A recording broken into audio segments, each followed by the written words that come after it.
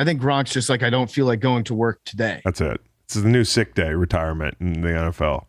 Gronk is a big fan of professional wrestling. He treats his life like WWE, and there's nothing more pro wrestling than being like, okay, I'm retiring, and coming back like 3 weeks later, be like, okay, I'm going to break my retirement match. You know, if it's a ladder match against the Undertaker, then yeah, I'll come back to that. Yeah.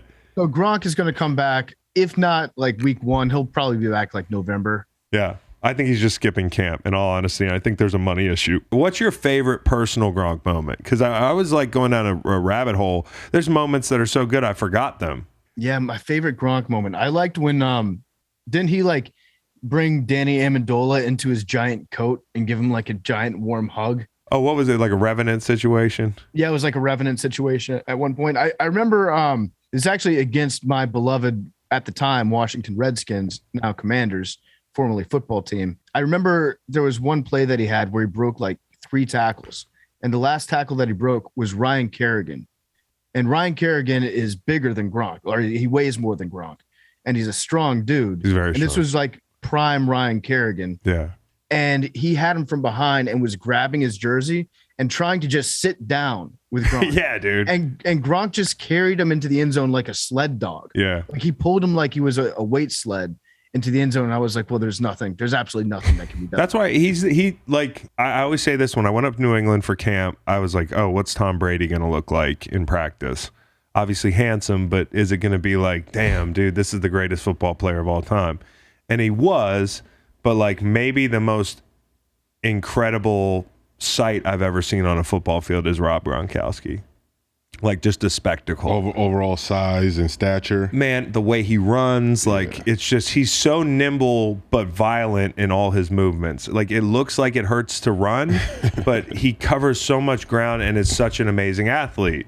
You know, like everything about his game, there was nothing subtle about it, but he was so skilled at the same time. So when I'm asked the greatest of all time at that position, it's Rob, because no position has changed more than tight end, right? Like, now they're not even expecting guys outside like George Kittle and a few guys to inline block. I mean, I know that some tight ends would say that's probably a stereotype, but he did both. So the guys that you're comparing him to, Kelsey, Gonzalez, I respect the hell out of their games. They're top 3 players all time at their positions, but Gronk is the greatest. My favorite Gronk moment was probably the last time he retired, when I went on my dad's show with Terry and those guys.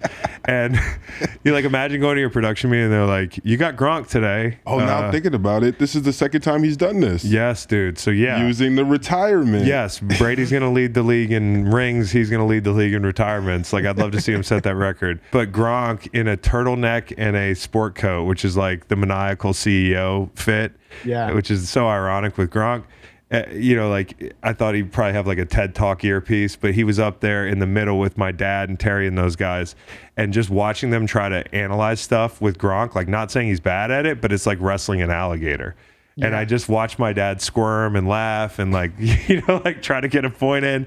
He told the story about how he almost got traded to the Lions. I don't know if you've ever heard that story. Yeah. But that was sitting right next to my dad, and the whole time I'm watching, I think I was just so fucking nervous for my dad.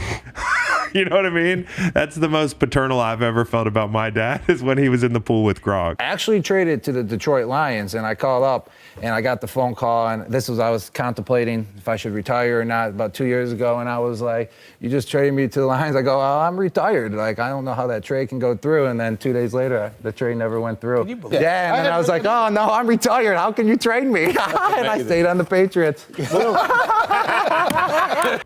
Yeah, there was another moment, I think it was the same day, where he was talking about Edelman, and he was like, Julian Edelman's a little squirrel, and I guarantee you he's going to get that nut. But let me tell you something about Julian. First off, he calls himself the squirrel. You want to know why he calls himself the squirrel? Because he is a squirrel. He's furry.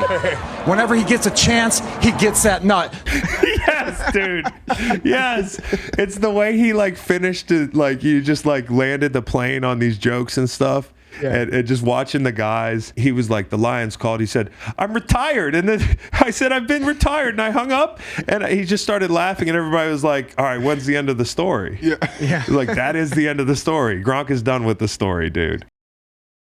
Listen to the full podcast on Spotify, Apple Podcasts, and other podcast streaming platforms.